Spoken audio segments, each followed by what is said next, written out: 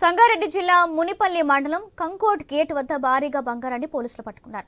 4 కేజీల 800 గ్రాముల బంగారు ఆభరణాలు సీజ్ చేశారు టాస్క్ ఫోర్స్ పోలీసులు. చంద్రేష్ అనే వ్యక్తి ముంబై నుంచి హైదరాబాద్ కు ట్రావెల్స్ బస్సులో ఎటువంటి పత్రాలు లేకుండా తరలిస్తూ ఉండటంతో స్వాధీనం చేసుకున్నారు.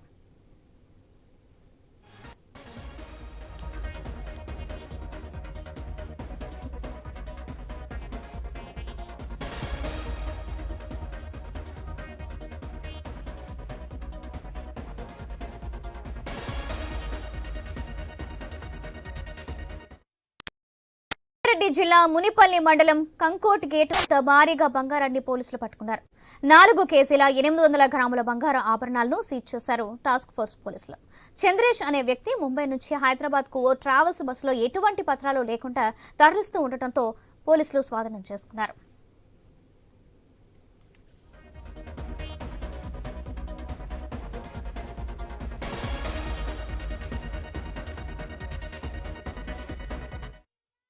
సంగారెడ్డి జిల్లా మునిపల్లి మండలం కంకోట్ గేట్ వద్ద భారీగా బంగారాన్ని పోలీసులు పట్టుకున్నారు.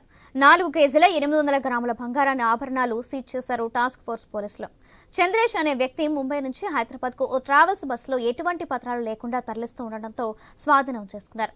రేటు ఇదే విషయానికి సంబంధించి మరింత సమాచారం మా స్పెషల్ కరెస్పాండెంట్ సునీల్ అందిస్తారు. సునీల్, సంగారెడ్డి జిల్లాలో అక్రమంగా తరలిస్తున్న బంగారాన్ని పెద్ద ఎత్తున పట్టుకున్నారు.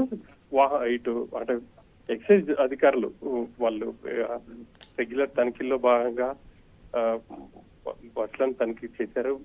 అక్రమ మద్యం తరలిస్తున్నారు అన్న సమాచారం మేరకు వాళ్ళు తనిఖీ చేపడితే బస్సులు తరలిస్తున్నటువంటి బంగారు నగలు బయటపడ్డాయి. చంద్రేష్ అనే వ్యక్తి బాంబే నుంచి హైదరాబాద్ కి నగలను తరలిస్తున్నట్టుగా గుర్తించారు. పోలీసులకు అప్పగించారు. ఆ వ్యక్తిని కూడా పోలీసులు అదుపులోకి తీసుకున్నారు. చంద్రేష్ అనే వ్యక్తి తరలిస్తున్నటువంటి నగలకు ఎటువంటి రసీదు లేకపోవడంతో వాటిని సీజ్ చేసినట్టు తెలుస్తుంది. ప్రస్తుతం ఆయన్ని కంకోల్ నుంచి ఇటు సంగారెడ్డి టౌన్ పోలీస్ స్టేషన్ తరలించారు. మరి కాసేపట్లో కొండాపూర్ పిఎస్కి కూడా తరలించబోతున్నట్టు తెలుస్తుంది.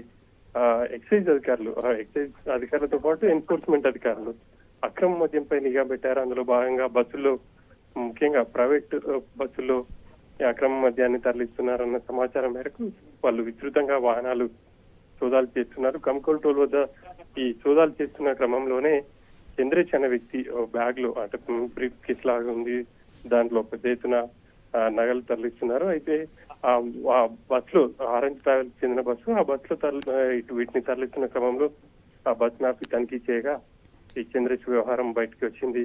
ఈ మధ్య కాలంలోనే ఇట్లాగే ఆరెంజ్ ట్రావెల్స్ బస్సులో వ్యక్తి ఇటు బంగారు ఆభరణాలను తరలిస్తున్న క్రమంలోనే 2 వ్యక్తులు వాటిని దొంగిలించారు. ఇక ఇప్పుడు కూడా అటువంటి పరిస్థితి లేకపోయినప్పటికీ ఎక్సైజ్ అధికారులు అయితే వాటిని పట్టుకొని ఇటు పోలీసులకు అప్పగించారు. ప్రస్తుతం వాటికి సంబంధించి విచారణ కూడా కొనసాగుతూ ఉంది.